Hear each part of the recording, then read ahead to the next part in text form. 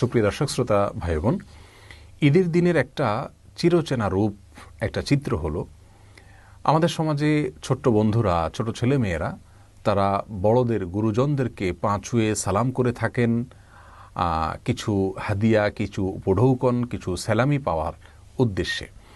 তো এই পা ছুঁয়ে সালাম করে সালামি কালেকশন করা এটা জায়েজ আছে কিনা, অথবা অনেক মুরব্বীকে দেখা যায়, অনেক বড়দেরকে দেখা যায় তারা ছোটদেরকে পা ছুঁয়ে সালাম দিতে বাধ্য করেন, তারপরে তাদেরকে সালামি দেন, তা না হলে সালামি দেন না।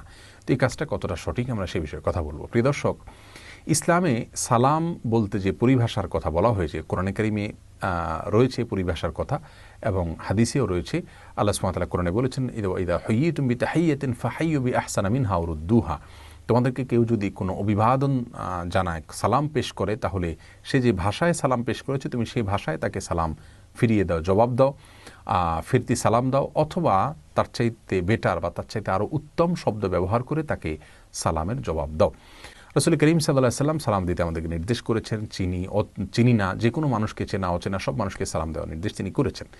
সালাম মুখ দিয়ে উচ্চারণ করে একজন আরেকজনের শান্তি কামনা করে দোয়া করা হয়, সেটাই হলো সালাম। পা ছুঁয়ে সালাম করার মতো কোনো ধারণা ইসলাম আমাদেরকে দেয়নি, যার কারণে পা ছুঁয়ে যে কাজটা করি এটাকে আসলে সালাম বলাটাই সঠিক নয়, এটা কোনো সালামই নয়।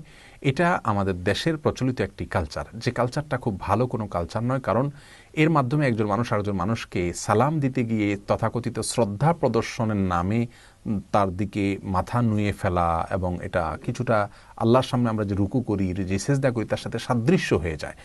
তো কোনো মানুষকে সম্মান দেখাতে গিয়ে আল্লাহর জন্য আমরা যেভাবে সম্মান নিবেদন করি সেইভাবে সম্মান নিবেদন করা, এটা আমাদের তাওহীদের সঙ্গে যায় না। সেই জায়গা থেকে পা ছুঁয়ে সালাম দেওয়া এটা সুন্নাহ বিরোধী কাজ, এটা অনুত্তম কাজ, এটা ভুল কাজ, এটা শিরকের সাথে সাদৃশ্যপূর্ণ কাজ। আমি শিরক সরাসরি বলছি না, শিরকের সাথে সাদৃশ্যপূর্ণ কাজ, বিধায় এটা আমাদের পরিহার করা উচিত।